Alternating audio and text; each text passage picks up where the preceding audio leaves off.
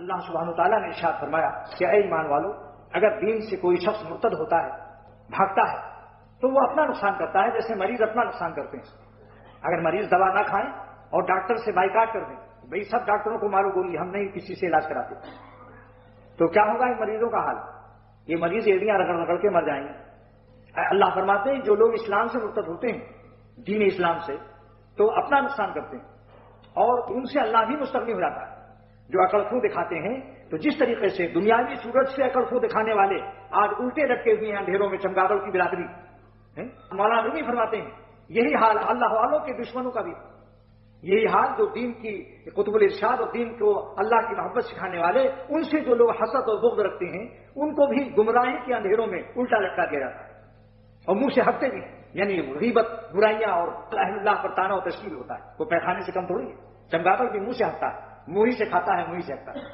کیا اللہ مثال دی؟ معلوم کی مثالوں سے پتہ چلتا ہے کس خبر اونچے آدمی ہے کہ کہاں چمگادڑ دنیاوی صورت سے بغاوت کر کے الٹا لٹکا ہوا ہے، اور کہاں مولانا کا ذہن اللہ تعالیٰ نے پہنچایا کہ جو ہدایت کے سورج ہیں، یہ تو آسمان کے سورج کے دشمنوں کا حال ہے کہ چاہے الٹے لٹکے ہوئے ہیں اندھیروں میں، تو جو لوگ اللہ تعالیٰ کے ہدایت کے سورج سے بغض و کینہ رکھتے ہیں، ان کا کیا حال ہوگا؟ وہ بھی گمراہی کے اندھیروں میں الٹے لٹکے ہوں گے۔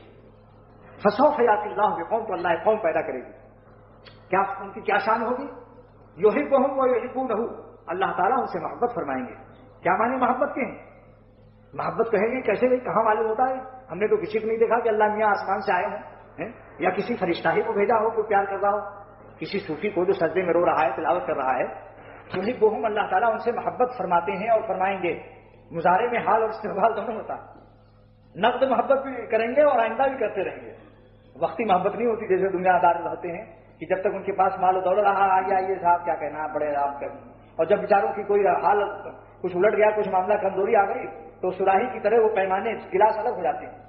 شاید کہتا ہے سراہی تو شبد خالی جدا پیمانہ نہیں گردد، بوقت تنگ دستی آشنا بیگانہ نہیں گردد، تنگ دستی میں آشنا بیگانہ ہو جاتا ہے۔ جان جیسے ان سے کبھی جان پہچانی نہیں ہوئی، بوقت تنگ دستی آشنا بیگانہ نہیں گردد، سراہی کیوں شبد خالی جدا پیمانہ نہیں گردد۔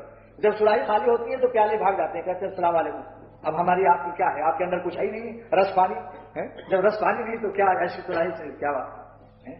لیکن اللہ تعالیٰ کا عظیم معاملہ ہے، بادشاہ سے لے کے فقیری تک، تندرستی سے لے کے بیماری تک، پیدائش سے لے کے موت تک، کسی حالت میں ہو، پردیش میں ہو یا کہیں وطن میں ہو، کہیں بھی ہو، کسی حال میں ہو، سبحان اللہ، تنہا ہو، جنگل میں ہو، اللہ تعالیٰ ہر جگہ حفاظت اور اس کی پر رحمت کی بارش کرتے، زمین کے اوپر ہو یا زمین کے نیچے ہو، بنگلے میں ہو یا جھونپڑی میں ہو، کسی حالت میں اللہ تعالیٰ اپنے بندوں سے بے وفائی